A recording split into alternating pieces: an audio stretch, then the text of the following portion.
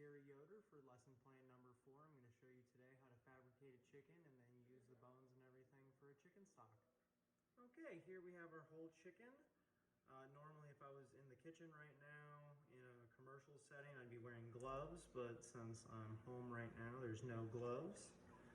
First thing we're going to do is just nick this skin, just get it back a little bit, work on all our joints, and then get our breast last. There, right there, right there.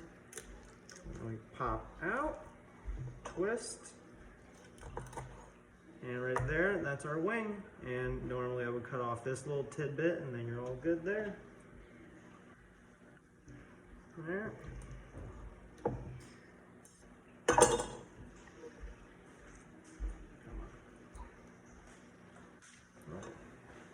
Didn't quite get there.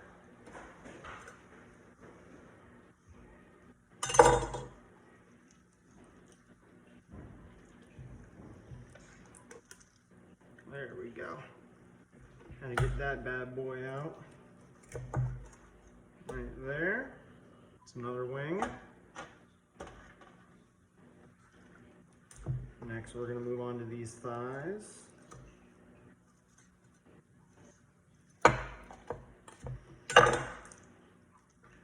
There. Pop that bone out. There.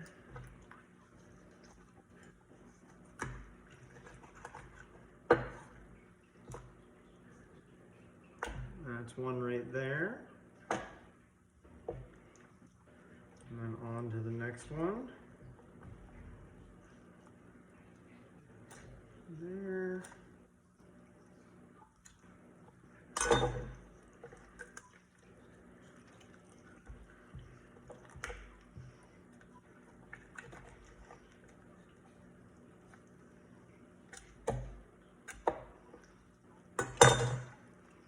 Come on.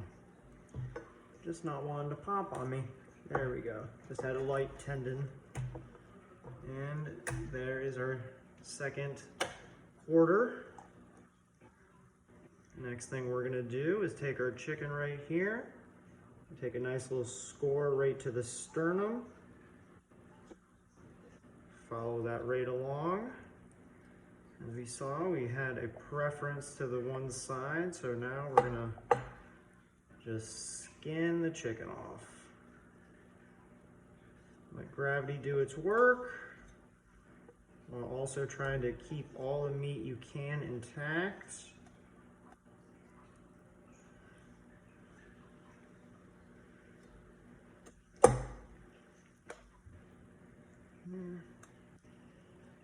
I actually got the wishbone in this, so it's not always my favorite part.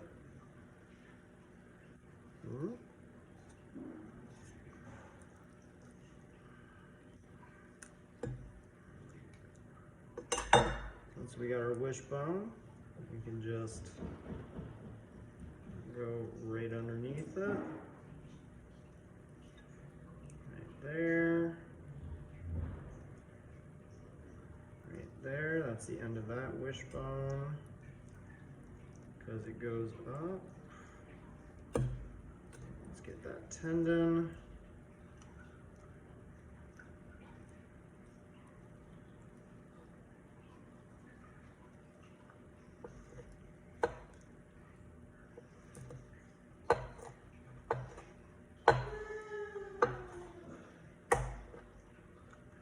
Right there, separate the little tenderloin. I'm just gonna clean this up real quick.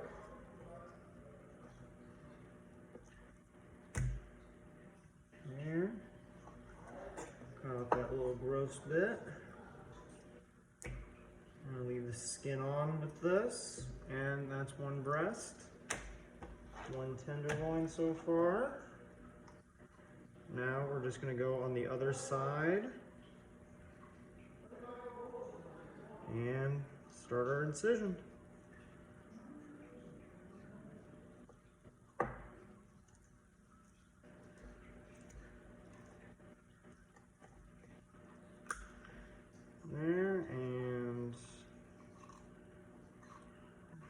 you follow down, keeping all the meat off the carcass as we can, because no one likes to waste good product they spent money on.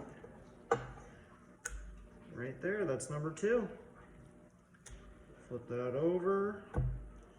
Separate the tenderloin, because I already did that. So that's tenderloin number 2.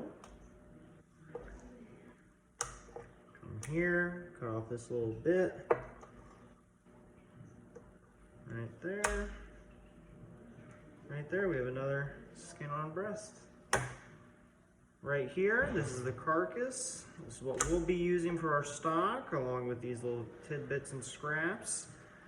And right there, I'm gonna wash all this stuff up. As you see here, our little fabrication parts of the chicken. And alrighty then, I'm going to clean this up and we'll get on to the next part, the stock. Okay then, we're back. We took our carcass, we cut it up into little 4-inch to 3-inch sections. We're gonna add that right into our stock pot, along with 32 ounces of cold water. We're gonna first blanch these just so they get so we get all the impurities off the meat, and then we're gonna strain it. So I'm gonna put that off to the side right quick. And in the meantime, let's get our mirepoix done. Our mirepoix, as we all know, is a 50-25-25 ratio, 50 onion, 25 carrot, and 25 celery. There.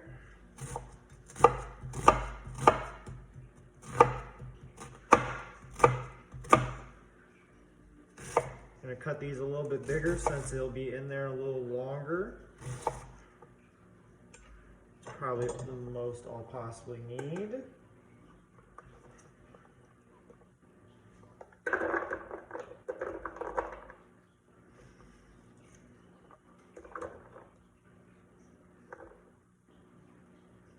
Okay, we're actually a little extra.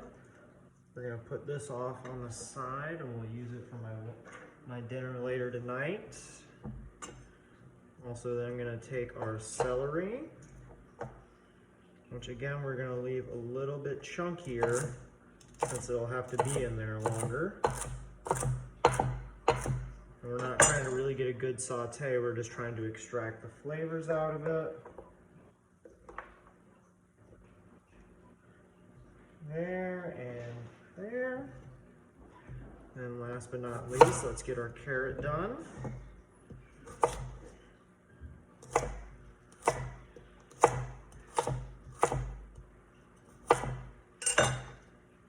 It's a very chunky mirepoix, that is for sure. Okay, and there we go, our little mirepoix we got set up right there. We'll put that to the side. And I got my sachet, which currently has the parsley leaves, cracked black pepper, the thyme, and the bay leaf. So we're gonna first fold that over once, twice. I like to make a little package for it, personally. Then round once. Full time, half time around, and let's get a knot in this bad boy. I always like doing it that way so nothing has a chance to escape out the sides, and we have plenty of string so we could tie it around our stock pot.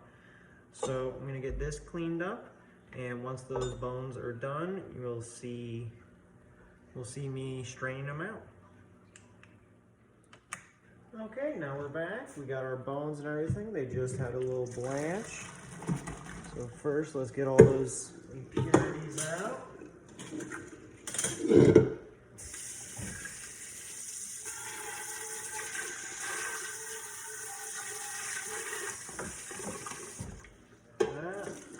Pour that over the chicken.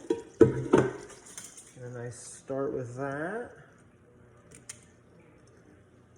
Get these bones back in. And why not? We'll get a little bit of meat in there. Okay, so now that we have that, we're going to cover that with our cold water. Throw in our mirepoix.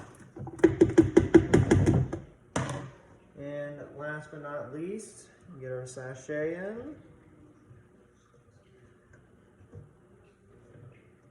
Okay. Make sure that's nice and submerged.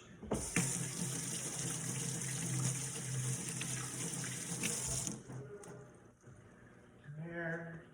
And we're going to put this back on for a little bit, and we'll be back for the straining process.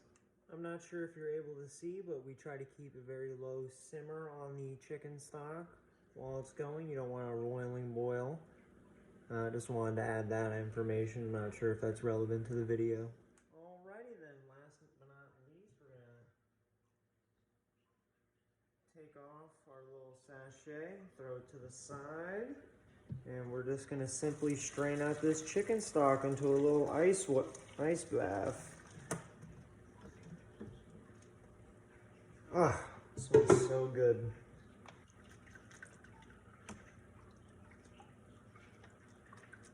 I had this on for just about 3.5 hours.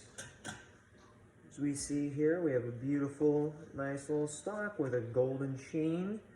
I'm gonna have this on here for a little bit just so it gets nice and cooled down, and once it's to room temp, I'm gonna put it in the fridge, and then obviously that fat will coat the top, creating that kind of like thin ice layer or a fat layer.